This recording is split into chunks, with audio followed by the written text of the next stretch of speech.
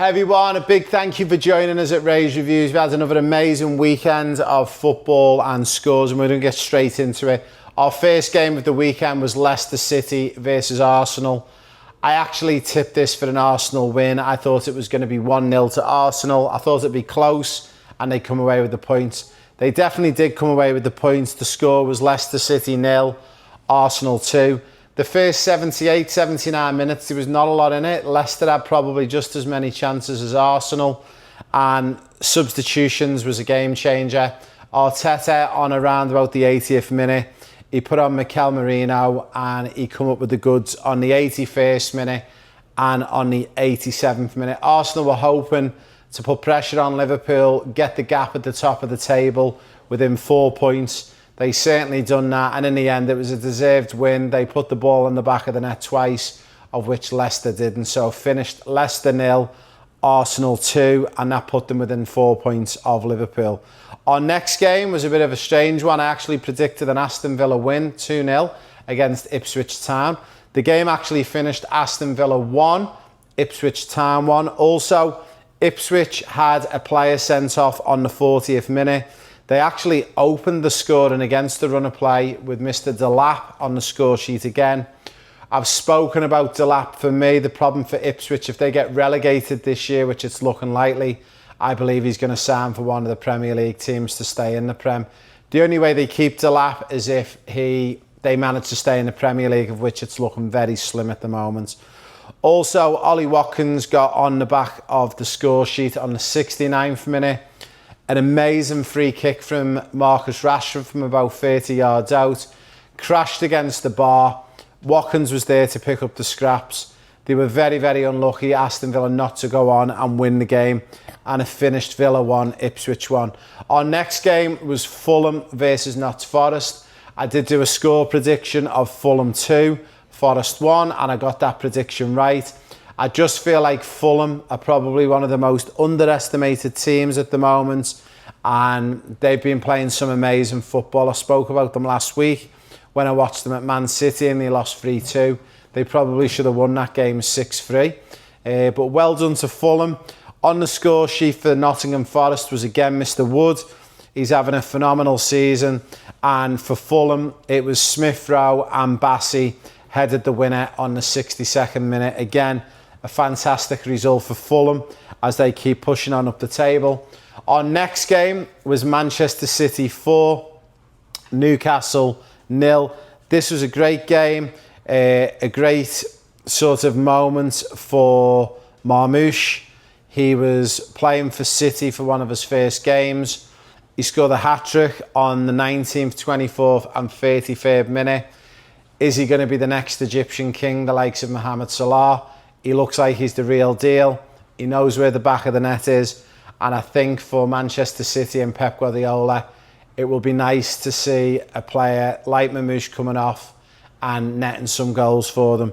On the 84th minute to finish the scoring was young McAtee, who's an upcoming prospect. He's been getting a lot of game time this year for City. So I did predict this one to be a Man City 2-1 win. It was obviously not as close as a 2-1. It finished Man City 4, Newcastle 0. Newcastle will be very angry at this result. Also, there's lots of talk about this guy, Mr. Isak. Looks like he could be on his way to Liverpool, my team, which is absolutely the best news I've heard all year. I would absolutely love him at Liverpool. For me, he would resolve that issue around Darwin Núñez. For me, unfortunately, I love all the Liverpool players and they're all doing everything they can. But after watching Núñez again at the weekend, I just don't think he's cut out for Liverpool and he doesn't give us enough goals. I think Isak coming into Liverpool with Salah, with Gakpo, with Diaz, with Jota, wow, what a front line that'd make. Okay, next game was Southampton 1, Bournemouth 3. I actually predicted this for a 2-0 win to Bournemouth, so I nearly got it right. Sullivan on the scoring for Southampton on the 72nd minute.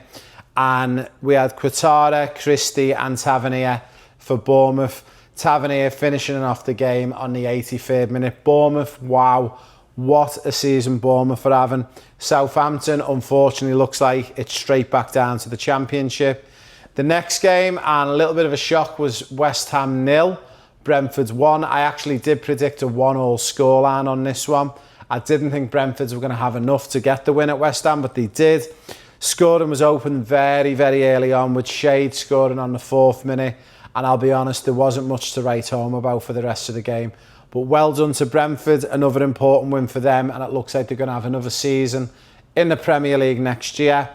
Next game, Crystal Palace versus Everton. I done a match prediction of Crystal Palace 1, Everton 2, and I got the result right.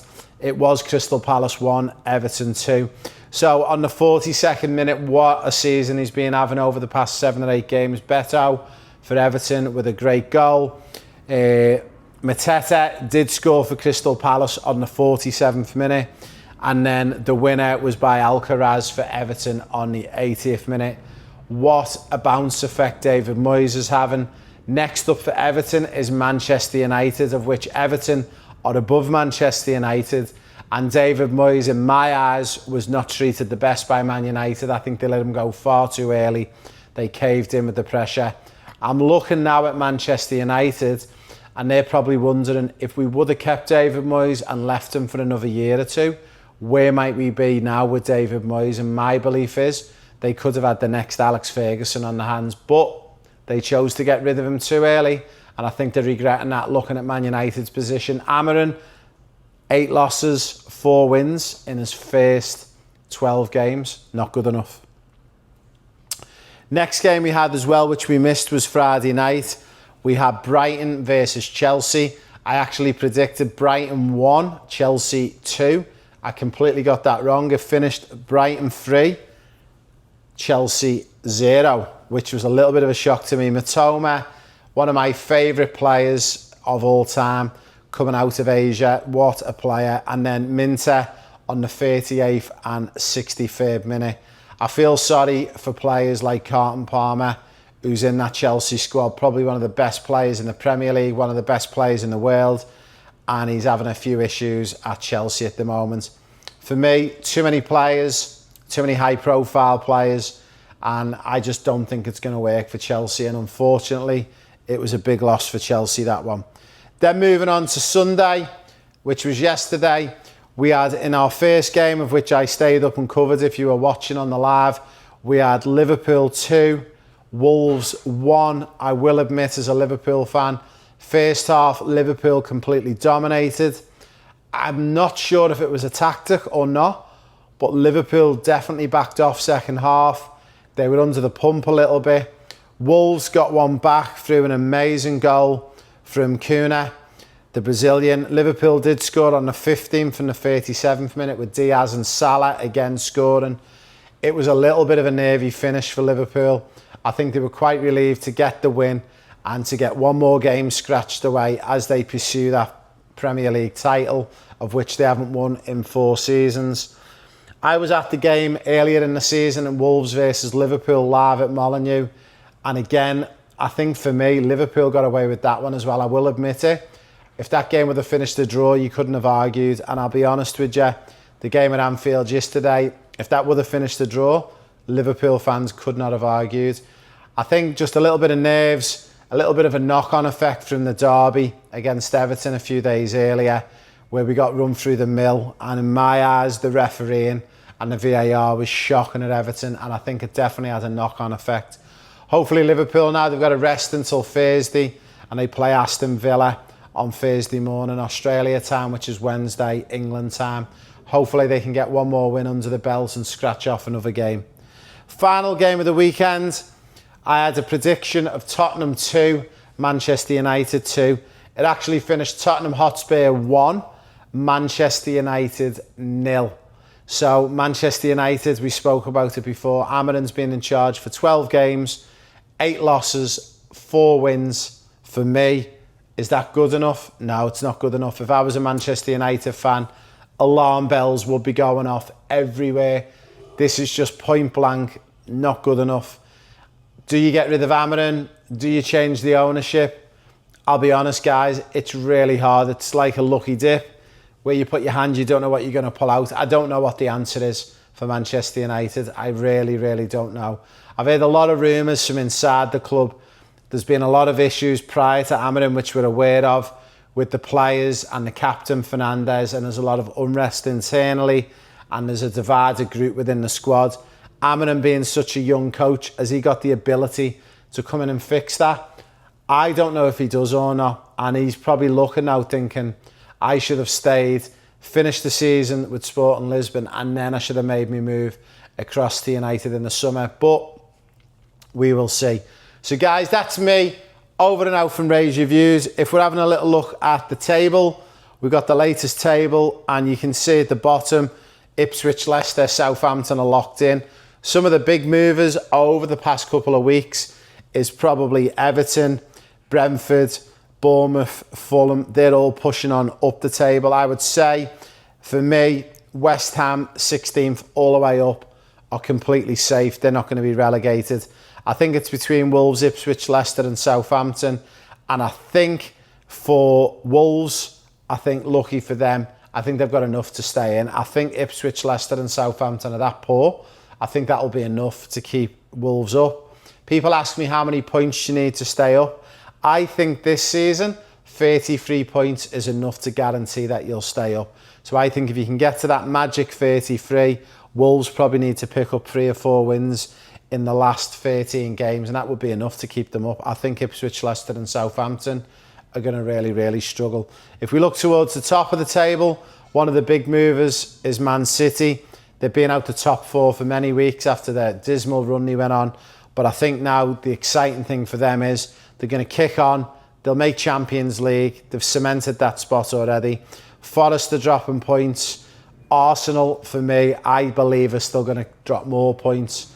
And sitting pretty at the top, clear by 7 points, is Liverpool. I get asked my unbiased opinion about the Premier League. I do believe Liverpool are going to win it, quite simply on this basis. I think there's only Arsenal who can challenge them. I think Forest are 13 points away. That's too big of an ask. Basically, for Arsenal to kick on and win it, Liverpool need to lose 3 games out of the remaining 13 games, and Arsenal need to win every single game between now and the end of the season.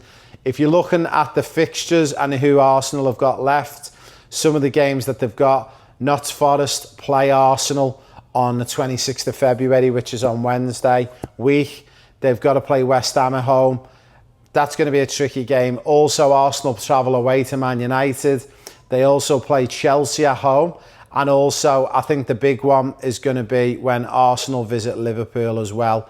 For me, on the 10th of May, that could be where, if Liverpool get that win, they could be crowned champions. It could be earlier. But for me, Liverpool just don't lose that game if they draw and win. But I think, personally, my opinion is Liverpool will have the game won by the end of April. And I've got a prediction that Liverpool will have the season over, and hopefully they're still in the Champions League at this point. But I think Liverpool versus Tottenham at Anfield in the Premier League on the 26th of April can be where Liverpool can win the title. What do you think, guys? Are Liverpool going to win the league? Are they going to win it on the 26th of April against Tottenham? Drop your predictions in below, guys. What about the Champions League spot? And also, who's going to get relegated? Are Wolves going to stay up? Or is that bottom 3 going to change around? Or do you believe Manchester United could get relegated? I think they've got too many points on. But guys, leave it in your comments below. A big thank you for joining us on Ray's Reviews, and we look forward to speaking to you on our next Ray's Reviews.